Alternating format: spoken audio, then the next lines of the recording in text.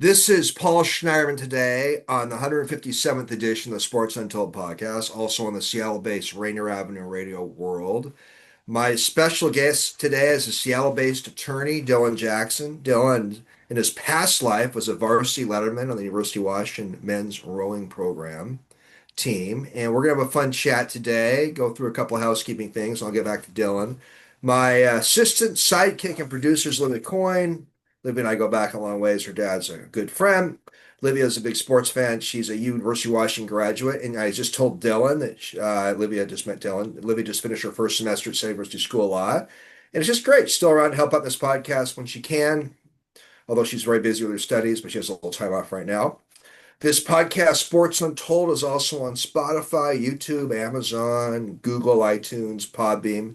You go to sportsuntoldpodcast.net. You can also just Google Sports Untold YouTube, and you can see my show pop up. And my shows are also on my law firm website, plslawoffices.com. All right, Dylan, I promise I get back to you. I'm doing it now. Dylan Jackson, I've known Dylan casually for quite a few years. He's a shareholder of the Seattle civil litigation firm of Wilson Smith Cochran Dickerson. He was a 1992 University of Washington varsity letterman athlete. Let me know if I miss anything in your bio, Dylan. I'll make sure I get it right. Dylan was part of a Husky men's rowing team that won the Pac-10, the old Pac-10. Dylan once won a silver medal in a college rowing competition in Cincinnati. And a cool story about Dylan is he was a walk-on rower who later became a varsity letterman. So that's a sign of a guy who persevered and very competitive guy. And so today we're going to learn more about Dylan's career, more about the UW rowing program, get some of his perspectives on rowing. I've been hosting this show since 2017. It's my first show I've ever had on the subject of rowing. So, Dylan, you're a pioneer as a guest on the Sports Untold podcast. So, this should be a lot of fun today. Dylan, thanks for coming on the 157th edition of the Sports Untold podcast, also on Rainier Avenue Radio. Well, thanks, Paul, for having me. Lucky number 157. That's right. That's right. Well, it was great. I ran into Dylan recently at a law office Christmas holiday party, and when we were chatting, and Dylan's rowing career came up right away. I said, Dylan, I got to get you on this podcast. So you're very gracious, and glad we're doing it. Well, Dylan, why don't you just share with us, and Olivia's going to have some questions today too, just kind of how you got the rowing bug. Did you get the rowing bug growing up, or was it something that you developed in your college years? Well, it's kind of interesting. I grew up in Missoula, Montana. I did kind of your traditional sports there, high school basketball up through the junior varsity level, track, cross country, some soccer and such. Never good enough probably to compete at any type of collegiate levels, certainly. But and I was also kind of a late bloomer. But I went to 1 year of high school in Massachusetts, which was a significantly different part of my life. I'm growing up in Missoula, Montana. I grew up and I go to the small town Wellesley, Massachusetts, which is where Wellesley Women's College is, and my dad was doing a fellowship at Harvard for a year. So, as you know, rowing is pretty big in Boston and in New England area and such. So I saw some rowing back there. I didn't participate in it, but when I was a freshman coming into the University of Washington, there were pamphlets sent out to new students, and it basically said if you're 6'2" or taller, and I can't remember what the weight was, maybe 175 or 180 pounds, and you're interested in at least coming out and trying out for the University of Washington rowing team, you should show up at this time and send in this interest card. So at the time, I was probably about 6 feet 1 inches, so I said I was 6'2" with shoes on, and I maybe was a tad bit light on the weight, but anyways, I showed up and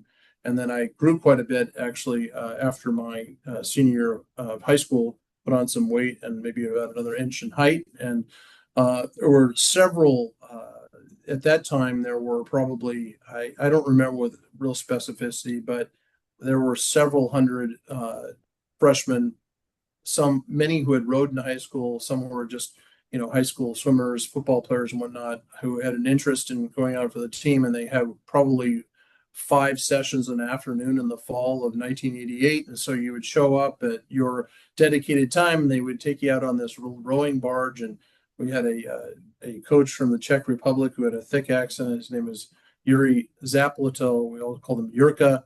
And he would take us out there and you would start to row on this thing. And there'd be about 8 guys per side or maybe 10 guys per side, and the coach would walk down literally down the middle of this thing. So it was kind of set up more looking like maybe a trireme or something like that. It was a barge. It was truly a barge. It wasn't a narrow boat where you'd have to worry about setting it up.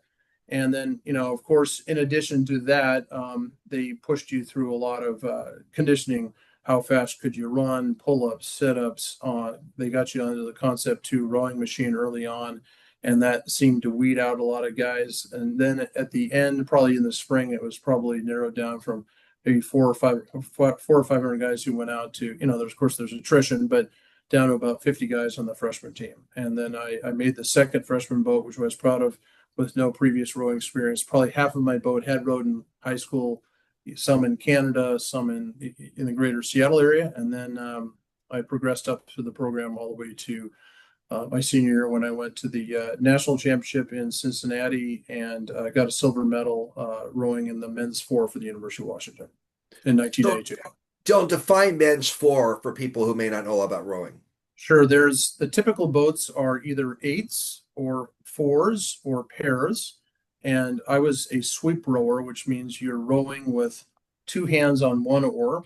Also is sculling, which means you have two oars and two hands. So you can have a pair is a boat that has two oars. One person has a starboard oar and one has a port oar. And then a four is the same orientation with four rowers, and an eight is the same. But a four with four rowers and two oars is called a quad, and a pair with two oars per rower is called a double. So you have single, double, or pair, quad or four, and then an eight. They don't. I've heard of ox. I've never seen an oct though. And then of course, in the on the men's and the women's side of sweep rowing, you always have a coxswain. That's the person who not only calls the race strategy but also serves as your coach on the water and steers the boat very importantly, and keeps you and does some coaching on the water as well. I got a question, Dylan. It's really impressive, and I know how hard it is to become a letterman in a University of Washington sport, or any sport for that matter.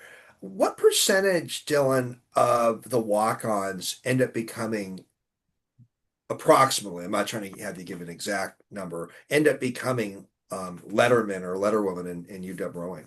Yeah, so when I was there, if you rowed all 4 years, you would get a letter. Okay. And also, if you made what we at the time called sort of the away racing boats, and that would be more than just a regional boat where you would maybe go row as the varsity boat to row Oregon State or Oregon or something like that, or in the Tri-Cities where might have some smaller competitions with more regional crews like Gonzaga or some of the Northern California schools. So if you were going to the Pacific Coast Championships or the San Diego Crew Classic in either the varsity 8 or the JV 8, you were considered, which is also the 2V8, you were considered to be in a race boat during that time. And so I was in those boats my junior and senior year. The only my junior year, I received what was called the JV letters. So I actually got a varsity letterman's jacket, but it had an oar on it. So I guess I called myself a 1.5 year letterman. The only reason that I didn't get a full letter that year is because we did not win the Pacific Coast Championships. So we lost to Cal that year by about a half a boat length. We came back and got them the next year. So, but if I had won that race, I would have been a 2 year letterman. But I guess no, 1.5 year letterman. So. But most walk-ons probably don't become lettermans. Yeah, most. I mean, probably. Well, especially with the guys who don't row. I mean, there's a lot of guys who maybe get hurt. They get sort of cut. They sort of just finish off. So I would say probably of the walk-ons, there were probably at that time, because there wasn't as much high school rowing prevalent as there is now. My son is a high school rower now. I would say it was probably about 40%. Okay. But of the, probably of the guys who made the race boats, probably I would say 60 to 65% of them had high school rowing experience. And that would be some of them at very high levels in high school. We had some guys from the greater Seattle area. We had a lot of guys that came from Canada as well, British Columbia and such. You mentioned UC Berkeley, and things have changed because Washington and UC Berkeley are no longer in the same conference. That's a whole nother long conversation we could have. But traditionally, UC Berkeley and Washington were big rowing rivalries, right? Yes, and they still are. I would say that Washington and Cal for the last several years have been 1-2 in the nation, with Washington winning the vast majority of the recent national championships under Coach Mike Callahan. They've been just absolutely dominant, but California as well. When I was in college, I would say that Harvard was kind of the cream of the crop at that time. When I was there, Washington took second when I was a freshman at the national championship, uh, and then that was the best we did. But I think since about 1987 or 1988, I haven't checked this with specificity, but Washington's varsity boat has been in the final every single year since I think it was 1988. So if you talk about since 1989, there being six or seven, maybe eight boats in the finals every single year, no matter what, Washington has been in there. That doesn't mean they medal or win it, but that is how dominant the program has been since that time. Incredible. Is that the women's program as well? Is that both programs have had that kind of Yeah, success? the women's program has been has gone through some kind of ups and downs and stuff. They're doing very well now under Coach Yasmin Farouk, and there are definitely national contenders. I can't remember the last time they won a national championship, but they've had some very great success as well. Dylan, I wanted to just ask you this. So, can you just throw in, if you had to pick one memory, what was your favorite memory in your UW rowing years? Can you just, I'm going to put you on the spot. Pick one memory that really stands out to you. I would say for rowing, I would just put the caveat that I was so fortunate to be able to live in the Conibear Shell House that closed in 1997. That was open from the 1930s on, maybe 1920s. That the famous book, The Boys in the Boat, they literally lived together. We're going I to got talk to about live. that. Does that surprise you? Yeah, no, not at all. Okay. So I literally got to live with all of my teammates at the Conibear Shell House. It still exists today, except it's no longer a men's athletic dorm. That closed in 1997. That it's still the same footprint. So there's great memories there, of course, being with members of your team. But in terms of the individual races, I would say my senior year it was pretty cool because during that time it was probably the biggest technological change the sport of rowing has seen since there were wood boats to carbon fiber boats, and that was the change from the tulip shaped oar to the hatchet shaped oar, which has more surface water and that you pull, and it was harder on your back, but the boats went substantially faster. And literally in my senior year, when we went to the Pacific Coast Championship, excuse me, the San Diego Crew Classic, and we won that race out of like 20 crews. We dominated everyone. The second place boat was a very good junior college at the time called Orange Coast College, which is down in Orange County, and they never would put in a varsity boat, but they always have a second varsity eight, and that was who I was rowing against. Our varsity eight won that year down in San Diego as well. However, we beat them by a very large margin. They came up. I can't remember who else we rode against at opening day, but it was the Cascade Cup. There's the Windermere Cup and the Cascade Cup. The Windermere Cup being for the V8 and the Cascade Cup being for the JV8 or the 2V8, and we had beaten them soundly. I mean, by several lengths, and we beat them probably in the last stroke of the race. And the asterisk of that race was that we had the old tulip shaped oars, and they had the brand new hatchet shaped blades. And you're like, how in the heck can these guys make up 7 or 8 seconds in this race when we dominated so much? And literally that following Monday, we were out on the water with the brand new blades. And when we saw them again at the Pacific Coast Championships and other boats, as well as Cal and stuff, that was when we had learned how to row them, and it went a lot faster. And your times went down substantially. But it was interesting. I had to learn how to row a little bit differently because you had to feather your blade a little bit differently. They were bigger in terms of their size, and so when you come back on the recovery and have to put it in the water, you have to carry it back a little higher, so you wouldn't catch the water or retard the progress of the boat. So it was kind of interesting to learn right in the middle of that season, and that was I think it's the biggest technological change that they had in rowing in probably the last since boats were transitioned from wood to carbon fiber. So like a whole new bat in baseball, kind of. Yeah, yeah, Yeah. I yeah. mean, sort of like your maybe your torpedo bat of this last Major League Baseball season versus your Yeah. standard bat type of thing. Yeah. That's an adjustment for competitors. So Yeah. I want you to share a little bit about your college rowing coach. It was Bob Ernst, right? Yes. And Bob Ernst is a famous University of Washington rowing coach. So share about Bob Ernst, maybe a tidbit or two that people may not know about Bob. But as part of this question, Dylan, I want to incorporate something in this question. So Jed Fish is the current University of Washington football coach, and Jed never even played high school football, but he's known as a pretty successful Division I college coach. So, as part of my question about your insights on Bob Ernst, can one be a rowing coach and never participate in even high school rowing? You certainly could. Bob did actually row in college. He not only Bob is a great guy. He just was inducted in the Husky Hall of Fame, so I'm very happy for him. Well deserved. And I saw him this past spring and told him how much he meant to me and my development. And I know a lot of my teammates feel the same way. Bob actually was he's an interesting guy. He was a very tough guy. He suffered no fools and ran a very tight ship. You learned a lot about discipline rowing for him. You were always on time, and he had served some time in the military. He went to Orange Coast. Excuse me. He went to UC Irvine. I think he also went to some junior college as well. He played college football.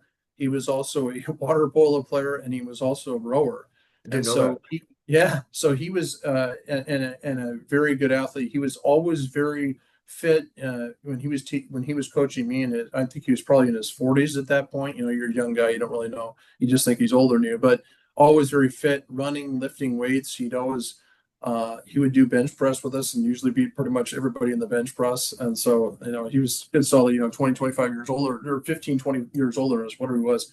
And so I enjoyed that. He was a disciplinarian. You always knew where you stood with him.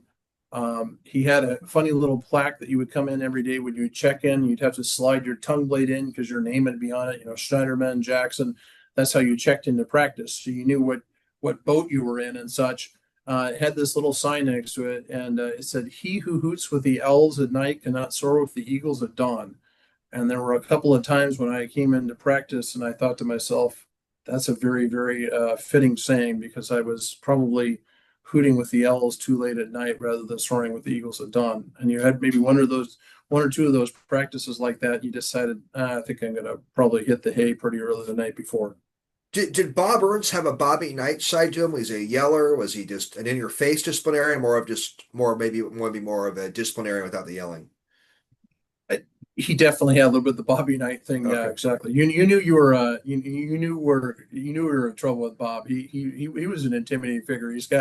He had dark glasses, thick mustache. His hat down. Not a lot of expression and stuff. I mean, sometimes he'd smile. I mean, he was a good guy. He could joke around with everybody, but he definitely. We all knew who was boss with him. So you think somebody can be a rowing coach who was never an organized rower himself or herself then? I think so. But I think that being on the water and understanding what it feels like to actually get a boat to get up and on plane and really actually move is so important. And that's actually, if you have not rowed, it is really hard to explain that to someone. And, I mean, I would equate rowing a lot to, I was never a competitive swimmer, but, you can have somebody who's extremely muscle bound who could be an absolutely lousy swimmer. But you look at somebody like Michael Phelps, who is long and sleek, and his entire body is probably a lung, and he can move through the water like nobody's business. It's the same sort of with rowing. It's a lot of technique. You can take a boat with some people who are maybe smaller, shorter, but if they match, and the most important thing is being able to pull your own weight. I know that sounds like a pun, but it really is the truth. I mean, it's if you are smaller but stronger or have better technique and you put your blade in the water and you're clean through the water and you're not catching mini crabs or whatnot, you are going to be a much more beneficial rower to your boat than somebody who is massively strong. And so somebody who can get on the erg and who may have a really strong erg store, I'm talking about the Concept 2 rowing machine, and is really fast on that, but who has, so they're very good on land, but when they get in the boat, they cannot translate that into making the boat go fast, is a significant detriment to them, and it may be fast on the erg, but not on the water. And so, if you are a coach and you have had that opportunity to be in the boat and know what it feels like to catch the blade at the right time, to actually drive your legs at the right time, rather than being late or shooting or slide or those types of things, it's pretty important. So you could do it, but I think that most coaches probably have rowed at some point in time in their life. And Fish is very unique as a football coach. Most had some playing experience on some levels. Yeah, Well, absolutely. Olivia has a couple really good questions for you, so I'm going to let Olivia jump in here. Olivia, get up, jump on the screen. That'll take me a minute, so I'm just That's all gonna right. so I noticed crew gaining a lot of popularity around I think around when I was in middle school. Specifically with my swimmer friends. Do you think either the book, The Boys in the Boat, coming out in 2013 had something to do with that, or do you think those water sports kind of pulled the same people? Because you talked about your coach with water polo and rowing, and it kind of seems like it's a similar demographic. Yeah, that's a good question. I think that the Boys in the Boat definitely brought a lot of interest to the sport of rowing. Obviously they made it into a movie. That's pretty cool. I was proud to see that. Of course, just being sort of affiliated with people from many years, my senior generation and such. Um, but I would say that overall, that the sport of rowing, at least in the greater Seattle area, seems to have gained a great deal of interest. I am just amazed. My son is a high school senior at Seattle Prep High School, and his school literally has a rowing team, and they've actually had to do cuts at the school, which is just unheard of in rowing. They had to cut probably 4 or 6 boys each year and some girls and such. And it's not just because they don't have enough boats; it's just they have so much interest going out for it. So I'm just absolutely amazed at. I go to watch some of these high school regattas. How many kids are going out for it? There are kids that are literally choosing rowing over other sports like football and basketball, including some kids on my son's high school rowing team that were very good high school basketball players. So I think that it's gained a lot of interest and popularity. And then on the women's side of things, it's pretty cool because there are a lot of rowing programs that provide women scholarships and in terms of kind of evening out scholarships for schools and such. And there are some great women's rowing programs. And if you have a high school daughter who is good in any sports, including swimming or whatnot, basketball, maybe not quite good enough to go to the college level or wants to go to a major program and do Division I sports, that is a tremendous opportunity for them. So I think that's where you're seeing some of it as well. That's interesting. Thank you for that perspective. Very interesting perspective. And I do have a few more follow-up questions to Olivia's question regarding Boys in the Boat. Did that story that night? Okay, for maybe some listeners who haven't heard the story and aware of it, it's in a short summary. It was a famous true story where the 1936 Washington men's team beat the Nazis at the Berlin Olympics. It's a very famous story, and there's now a movie about it. There's a book that came out, as Olivia mentioned, 2013. So I guess my first question, Dylan, is: were you aware of that story when you were a UW rower in the late 80s, late 90s? Yes, I was, although not to the level that that book was written by Daniel James Brown. We were generally aware of the 1936 Olympic gold medal boat. There was also a boat in the 1950s, I believe it was a four that won a gold medal for the University of Washington. Some of those rowers were still alive, and they had their 50th anniversary before I got to the University of Washington. Of course, I would have been in high school at that time. That would have been 1986. And so there was a pretty cool picture in the crew house of them on the dock. And I believe at that time all of them were surviving but one.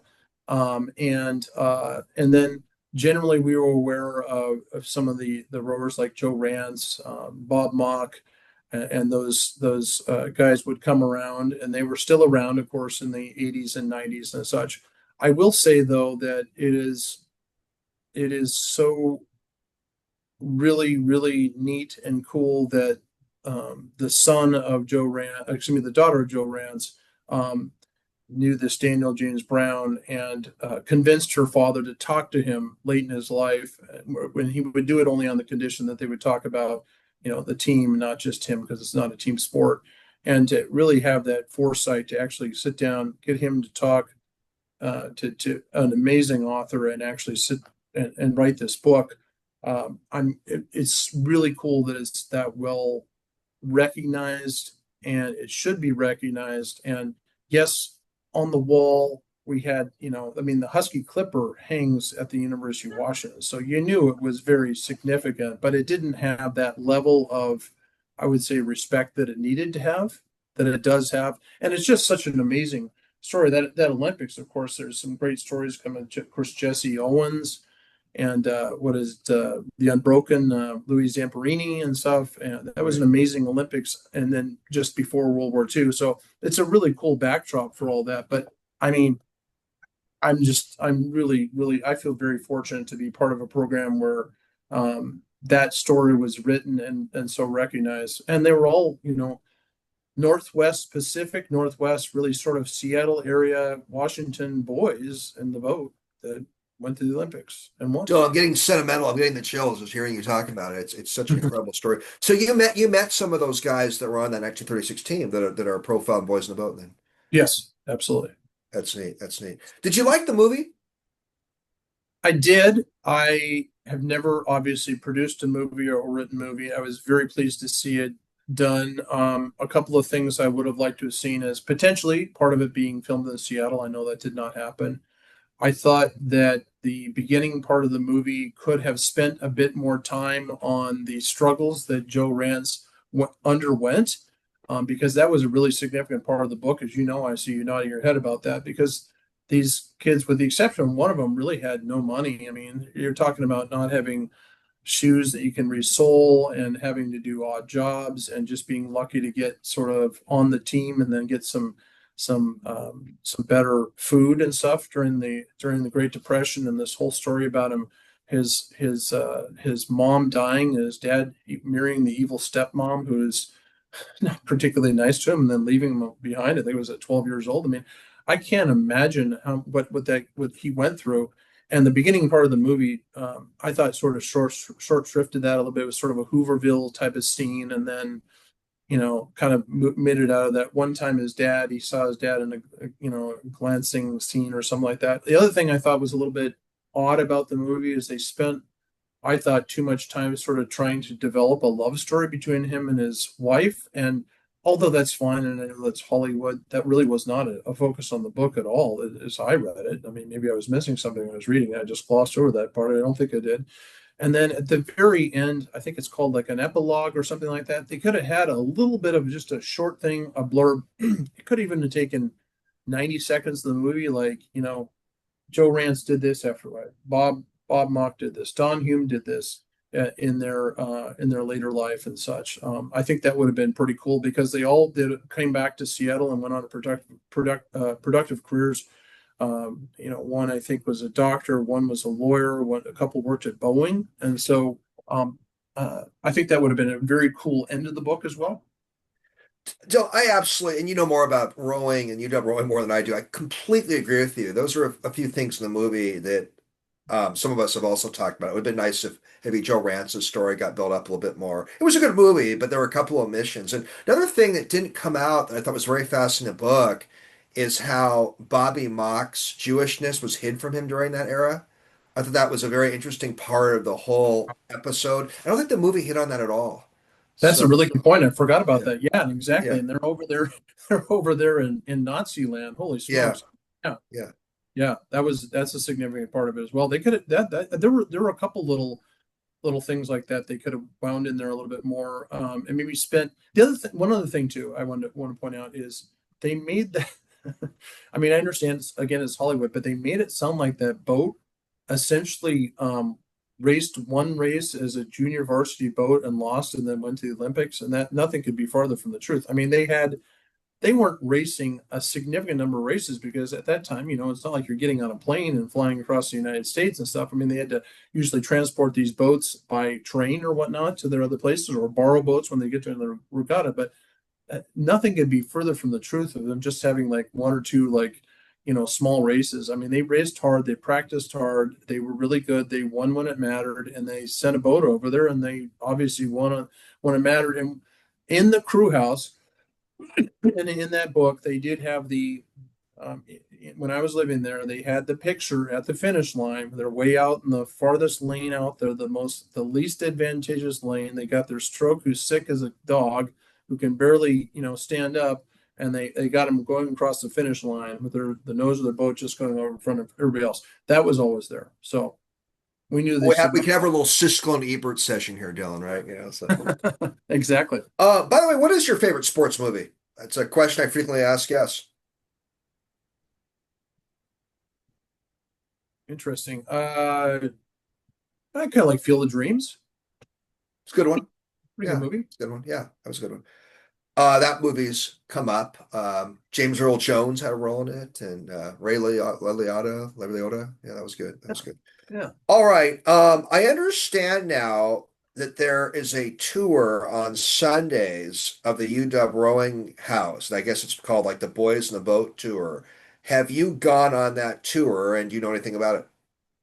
I have not gone on that tour. I was scheduled to go last year with my son's high school team, and I was unable to make it. So I still have not been in that building, other than I have been in there once many years ago before it was like when I was going to college there, you know, this is where the old crew house was. I mean, that's basically what they say. And they were like renting canoes for the waterfront activity center out of it and stuff. And it was sort of this old musty building.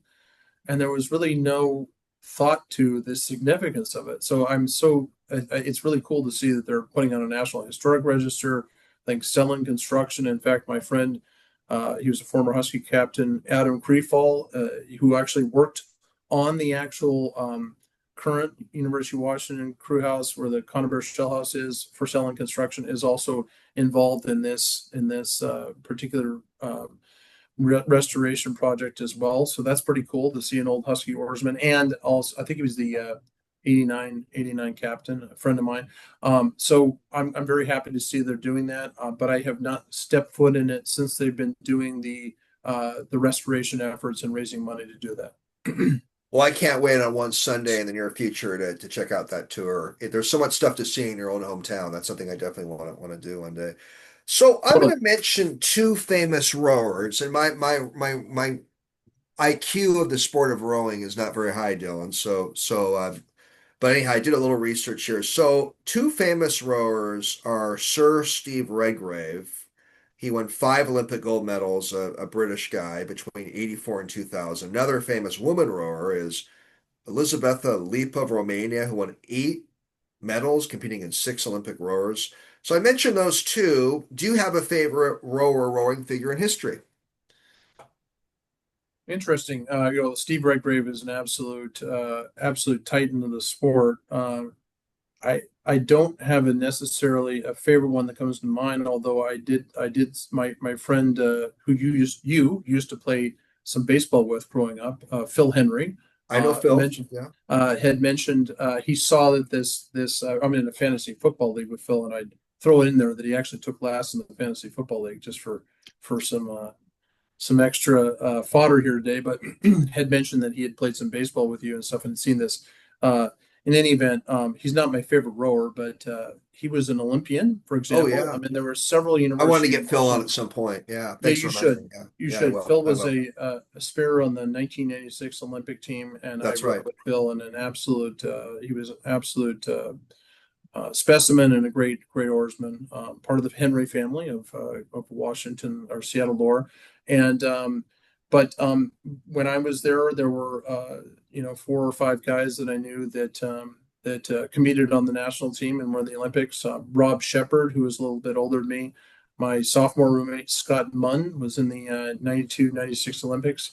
Jason Scott, who I did not overlap with, but he was the same class as me. He transferred into the University of Washington from Boston University. He was on the 92 team, but he was a UW oarsman. Phil Henry. Mike Callahan, the head coach, was also, I think, a spare on the national team. So Michael Philippone was on the national team. So a lot of those guys were my era, and all very good oarsmen. And it was really cool to be able to row with guys who were at the absolute top of their sport, who were literally rowing on the national team. And in the summer, you're doing something else, and they're off rowing for the national team. Let me throw out one little rowing um, point in popular culture. The late author David Halberstam, who wrote a lot about sports and politics, he had a book called The Amateurs about a famous rowing book. And I have a friend of mine, a late deceased friend of mine, knew David Halberstam. So anyhow, I remember that book came out about the 80s or so, and that was a it didn't get the attention Boys in the Boat got, but it was a pretty highly regarded book. All right. You're a sports guest, a sports-based show. These are two questions I've been asking for a while. And who is a living sports figure? Can be a coach, general manager, commissioner, player you'd love to spend time with, and who is someone we've lost? Who's a deceased sports figure in history you'd love to have interviewed or spend time with?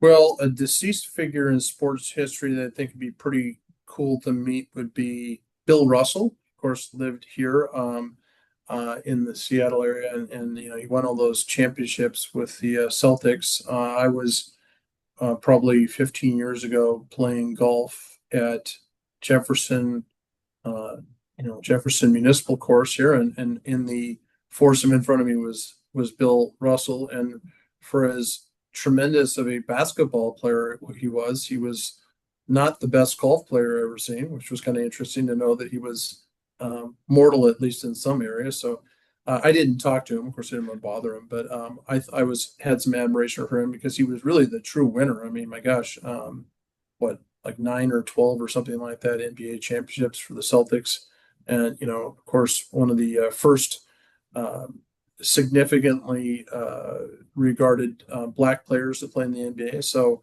I think he'd be somebody that'd be interesting that's passed away. Current sports figures, man, there's lots of them.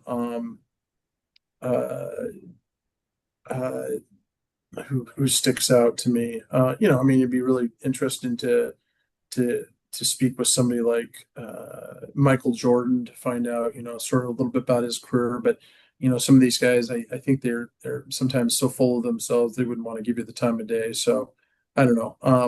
I It'd be interesting to spend 15 minutes with somebody like Tom Brady because he's an amazing competitor, or 10 minutes to see what Bill Belichick is like when he's not the grump ball on the with the cameras, where he's just saying we're on to the next game or something like that. See if he actually it really does have a personality. So those would be some interesting people I think to be around and talk to at Sure. least.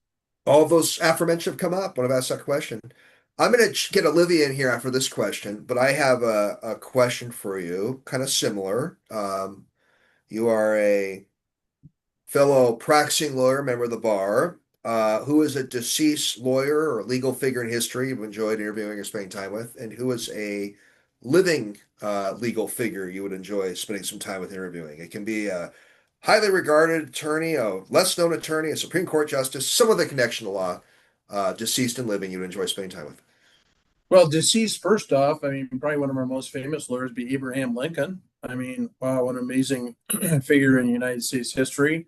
So, I mean, I can't think of anybody else better than him.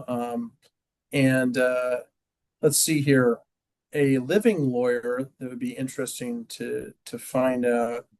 I'd sure like to be able to find out who was the guy that was Stormy Daniels' lawyer, and now he's in prison right now. Oh Avenatti. yeah, yeah. He was Avenatti. somewhere running for president. Michael, what was his last Michael name? Avenatti. Michael Yeah. Avenatti. Yeah. Yeah. I mean, I don't know how he got turned around and somewhere along the line he got so far off the rails, but I mean, it'd be interesting to have a jailhouse interview with him to find Yeah, out sure would where, be. Yeah, sure would what in be. the world, how in the world he got his career so off the rails. Way So, off the rails. Well, I've had a couple of attorneys on my show when I've asked those questions. I remember I had Bob Whitson on, the former Sox general manager, and Bob's now became a lawyer a little later in life. And Bob answered for the living attorney, loved to spend time with John Grisham. oh, interesting. Yeah, the great suspense writer. So there's no right or wrong answer, but I thought Bob's answer on John Grisham was a great one. So Yeah, mine was probably a little dark. no, I think what's it, Affinati, off whatever. Yeah, Michael Avenatti or Yeah, whatever it I is. think he'd be absolutely fascinating to spend time. Yeah, yeah. All Or right, you know, Lily, you're going even to jump this. in here. I think you have a law-related question for Dylan. I do, as someone who's hoping to go into that line of work, what was the process like for you going from state to state to practice law? Did you have to pass different tests, prove active practice in a state, etc.? Yeah, so I'm licensed in Washington and Oregon. I'm inactive in Montana, but I graduated from the University of Montana School of Law after going to the University of Washington undergraduate, and I practiced there for 3 years. I passed that bar and had to take the written bar and the multi-state bar. Coming to the state of Washington, I sat for the bar in 1998. I didn't enter the bar until 1999. They made me take that bar as well, and that was all written, as Paul knows, and that also had, I think, an MPRE test to it as well. Neither of which from my Montana practice transferred over. So I took two bars. I would say that the Montana bar, I was probably more scared. I'm often driven by the fear of failure to the level of success that I operate. And so it was an easier bar to pass, but I was more afraid of not passing it. So I probably overstudied for it. The Washington bar, I'd already practiced a couple of years. I didn't have nearly as much time to study for it. I was doing that sort of on nights and weekends, and it was a much harder bar to pass, and I passed it. So those are my two bar experiences. Then I am licensed in the state of Oregon, and that was more of I think there was an ethics test, and I was able to waive in based on the years of experience that I had and taking some CLE classes. So those are the three states that I've been licensed practice in. Like I said, I'm inactive in Washington. Actually, I'm inactive in Montana. But overall, practicing law in the three states is different. Montana's more a little bit more laid back. Oregon is a state of trial by ambush, and Washington is fairly well organized. Oregon, you don't have any expert discovery in that state, and so you're not going to know what the expert witness says until you show up at trial. You can't send the other side interrogatories or sure a fancy way of sending written questions. They won't answer them. You got to get that all through depositions, and you don't take any expert witness depositions. So it's a different beast down there as opposed to Washington, which is much more organized. So I would much rather be in federal court in Oregon than in state court because it follows a lot more closely to the state court rules in Washington. Now, one thing I'll share with you and Olivia, and I've only been in Washington State, but I understand it's a little easier to get reciprocity now, Dylan, than it was, say, 30, 20 years ago. Oh, absolutely. Yeah, absolutely. I didn't have to. I didn't. I mean, in the back in the day, I would have taken the Oregon bar exam as well, and I don't know how I would be able to do that. You know, I'm so busy with the practice now, and I was busy at that time, but I was an associate attorney in a firm. Now I'm a partner, and I have, probably anywhere from 175 to 200 active files, not all in litigation, or I'd be dead. But and so many more responsibilities than I had as an associate, where I'm taking in cases from partners. They're assigning me sort of piecemeal tasks. I'm not ultimately responsible for how the whole case goes, so I could have a little bit more spare time. And now as a practicing partner and stuff, I'm responsible for all aspects of the case, the small ones, the big ones, supervising that type of stuff, running the business and such. So I wouldn't be able to devote that much time. I would literally have to take a leave from practice, I think, to actually study to get licensed in other states. So it is nice in that way. And as you know, Paul, you can be temporarily admitted in another state, pro hoc vice. There's a limitation, and there's a number of times you can do that, and then you usually have to be sponsored by a local lawyer from that bar, but it can be done. Liv, anything more for Dylan and the law? If you have any more questions later, let us know. No, not at the moment, but oh my God, I thought law school was hard. It sounds like it only gets scarier. It kind of does a little bit, to tell you the truth. Oh, good. Something to look forward to. No, you're gonna Yeah, do great. You're doing great. You're doing you'll great. do great. Got a few more questions for you, Dylan. Okay, I'm going to call this the regatta question, but it has a little different angle to it. So, a regatta is a rowing competition. Now, I remember back in about the 80s and 90s when the allegation, the SAT was too culturally biased came up.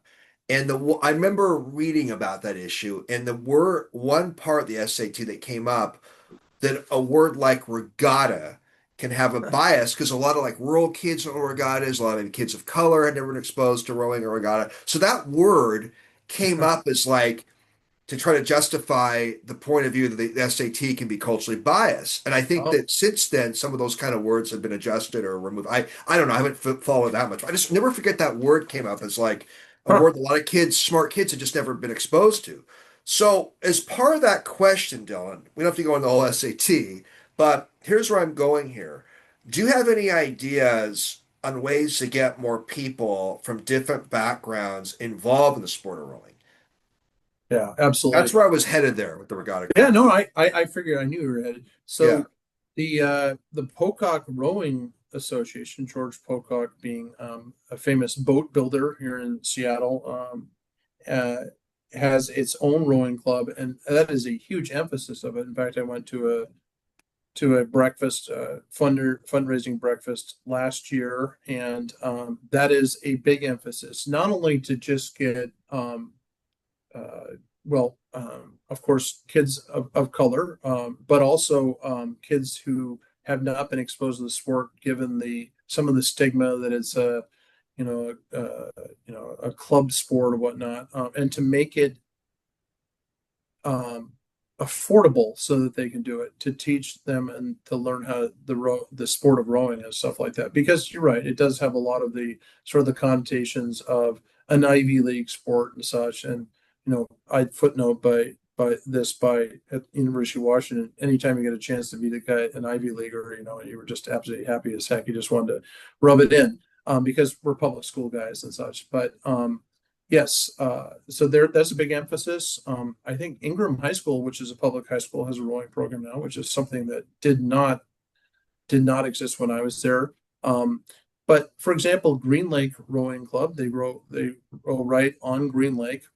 Any kid that's a high school kid is allowed to come in and practice there. And I think that is partly funded by the city of Seattle. So it's not as expensive as my son's high school rowing program, who's rowing for Seattle Prep High School, and they're actually having to use and rent some of the boats out of the College Club of Seattle and such. So, but the basics of it are that the boats and the oars and the equipment are very expensive, and then you don't just magically get the equipment there at these regattas, to use the term you've been using. They have to be, moved there. They've got to get the students there and such. But there are inexpensive ways, and there are some regattas here in the greater Seattle area where, as long as you're in the greater Seattle area and have a trailer and you can put the boat in the water, then any kids can row there at that. So I think that's a really cool thing about the sport, and that it's not just limited to private high schools like Lakeside or Seattle Prep or something like that, or Holy Names Academy. And so I think that's great. And so you have Mount Baker Rowing Center, you have Lake Washington Rowing Club, you have Green Lake. So those are Lake Sammamish has a rowing program. So I know down in Olympia, one of my friends is a coach down there, a fellow former Husky oarsman. He's got that going down there pretty well. So they're definitely pushing to make sure that they get all kinds of kids into the sport. Lot there, lot there. It's a neat sport, and yeah, I mean, golf has definitely become more diverse in recent years. So maybe it's Yeah, something like, First T Seattle, that they're doing that. That's sort of the same concept. yeah, yeah. I did the Green Lake rowing program one summer, so I'm familiar with that program. Oh, cool. Um, Dylan, we know that, and this came out in the Boys in the Boat book, that back in 1930s, I guess rowing was a big radio sport. A lot of people would listen to big rowing competitions. It was actually a really popular sport. It still is popular, but it's kind of more of a niche sport these days. Do you have any thoughts on how to get rowing introduced to more people, like as a spectator sport? Because it's not on Yeah, TV that much, for example. no, you're right. And it's tough. It's not a great spectator sport. I mean, a lot of the parents joke about going to watch their kids in a rowing competition and they stand around in the cold for 2 hours to see him row by in about 4 seconds and way off in the distance with binoculars. So that is a tough thing about the sport. And what I think is really cool about Seattle specifically and the University of Washington and the Montlake Cut is that you really don't have a much better kind of collegiate rowing venue, at least in the ones I rowed in, than Seattle, where you can literally have spectators standing on both sides of the Montlake Cut on the Montlake Bridge and watching it. So that is a pretty cool area. You can get 5 boats probably across in the cut there if you're really jamming them in pretty close, or maybe out of the starting line, they've sorted themselves out. Heaven forbid if they're all connected when they get in there, it's going to be a little bit of a mess, but probably at least 4 boats across. So that's really cool. I've noticed because I went and watched my son race in a competition in Sarasota, Florida, which is a man-made lake down there, and that's where the U.S. national team was doing some training and such. Very hot, very humid down there when I was down there in June, but they have stands for which people can actually sit in an air-conditioned climate, and they will actually have large TV screens that actually show the race all the way up to about the last 500 meters, this being a 2,000-meter race for the sprints. And then they also have bike paths along both sides where people can ride along on bicycles and watch. And it's a fairly narrow race course with maybe 8 lanes across. But if your competitors are out in lane 8 and you're on the side that's not lane 8 on the lane 1 side, it's, you're not going to see much, or it's quite a ways away. So that's just sort of something that I think is inherently difficult with the sport. I have noticed in some of the competitions, though, now with drones, which is pretty cool, because when I was in opening day, we'd have the noisy King 5 or Como or whatever it was, would do our coverage for that race in a helicopter above us. Now they have drones that will follow along the whole race, and they'll put up large TVs near the finish line so you can see the race there until the last 500 meters. So they've done a much better job with that. I think the head of the Charles has some Maybe television. multiple pictures on a TV screen could help, So Yeah, maybe that'd help too. So I yeah, think that's yeah. actually helpful, but it is not a great spectator sport. And I think it's really interesting. Apparently, back in the 30s, they would actually have a train. You read about that in The Boys in the Boat, I think in Laurelhurst, actually, that would actually, the train would go along the edge of the water and watch them while they raced, which is pretty cool. And Forgot they'd have about that. Yeah, that's right. Yeah. they'd have seats actually facing the water. So they'd facing the water and like kind of like a stand, sitting in spectator stands or whatnot. So yeah, that was really cool. And the sport of rowing was actually at that time more popular than football, which is just amazing. Incredible. Yeah.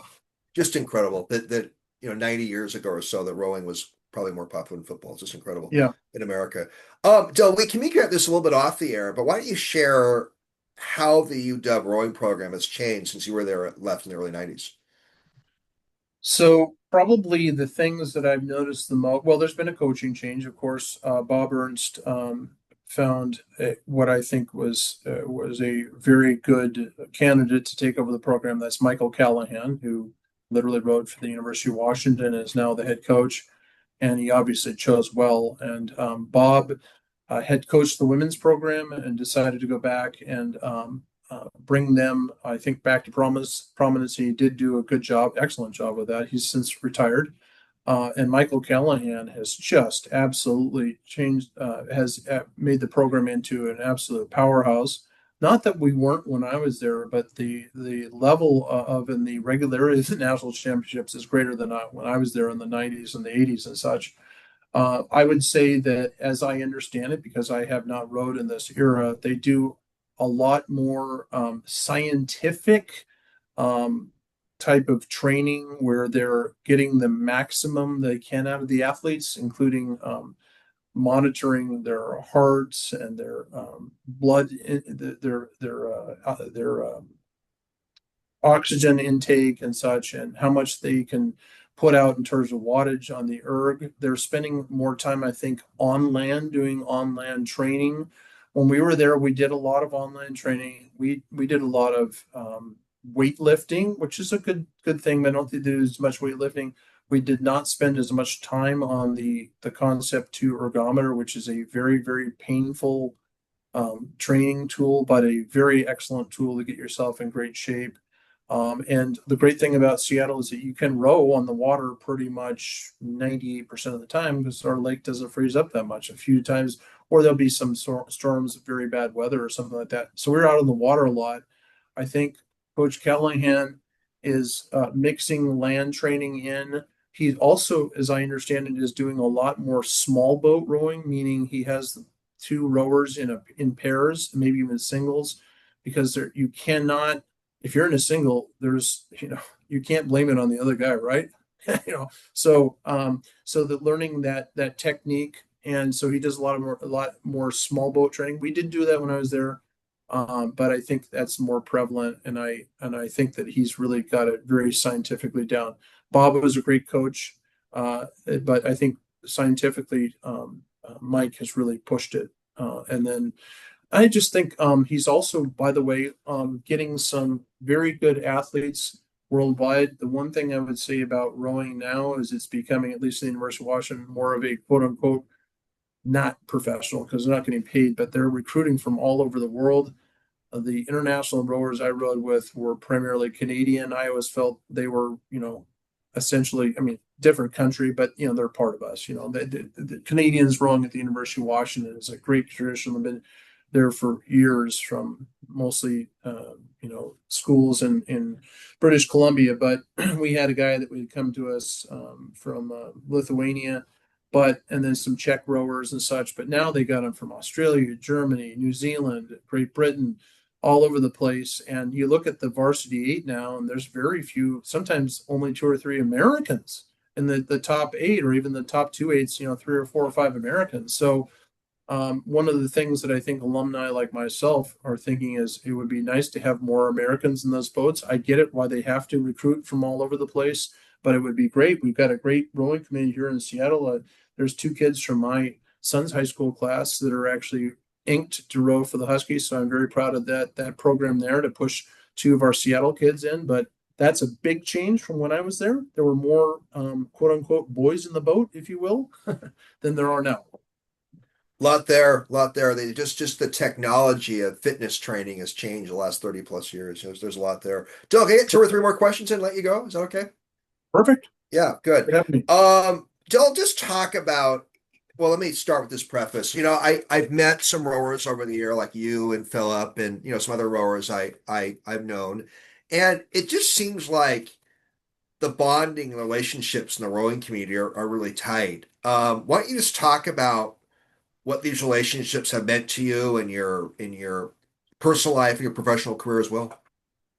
Yeah, so living with these guys for essentially, I wasn't in there in my fall quarter of my freshman year after I made the team. I was invited to move into the Conibear Shell House, but those guys all became literally my best friends. I mean, I'm still very close. I mean, I own a couple of rental properties with one of my very good friends who I was a freshman with. I'm still in regular contact with my roommate, Trevor Vernon, who has served on the rowing board of stewards.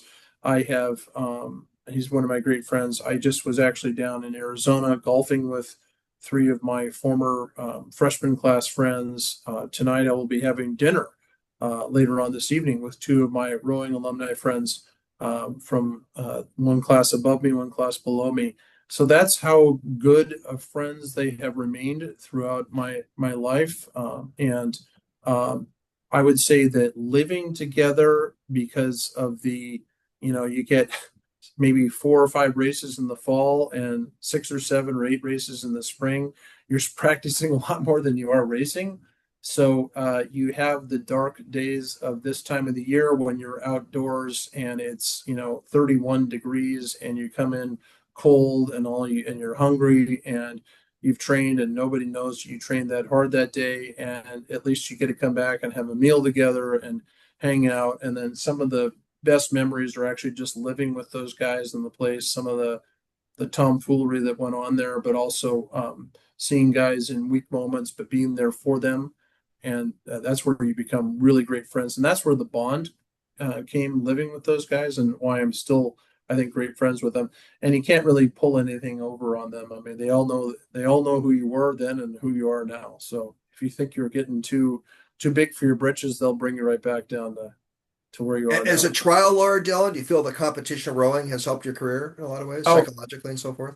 well, absolutely. I mean, anytime you go to trial, as you know, Paul, it's a exhausting experience. It's different than being athletically exhausted. It's all encompassing. You're thinking about the trial as much as the entire day, and something you could have done differently in the courtroom that day, something you've done, but you also have to like keep yourself on center for tomorrow is a new day. I've got to be ready for this new day. It is all encompassing. You work, you basically, I mean, your family really doesn't. You don't I'm not sleep a lot. mean. You don't sleep a lot. You just Yeah, you're yeah. completely, because everything you do in the courtroom matters, and you got to be ready for it. So I look at it as a competition, and being prepared to go in there is so important. That's what you get from the sport of rowing. You have to spend so much time being prepared. It's not as dramatic as a trial in terms of, I mean, once you get out there, if you're in good shape and you prepared and you've done well, with a trial, you've got to have done weeks of preparation and know your case, and you can't fake it in there. So those are the two things. And I just kind of look at it as a competition. Um, you want to be polite to your competitor.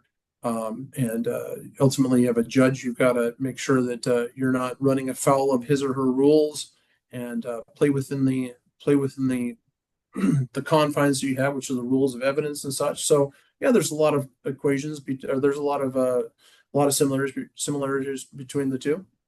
All right, Dylan, this is my second to last question. This question, I know I come up with some random questions. People like to kid me, so you'll have to grade this question, Dylan, too. Not only do I want you to answer it, you can grade it. You can grade it off the air if you want.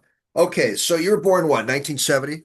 Yes. Okay, I was as well. So the presidents in your lifetime have been, our lifetime have been Nixon, Ford, Carter, Reagan, Bush 41, Clinton, Bush 43, Obama, Trump, Biden, now Trump again. Okay, if you could have an hour sports only conversation with one of these presidents of your lifetime, not politics, just sports only conversation. And I give you a couple tips if you want on the presidents in sports. Which one would you pick?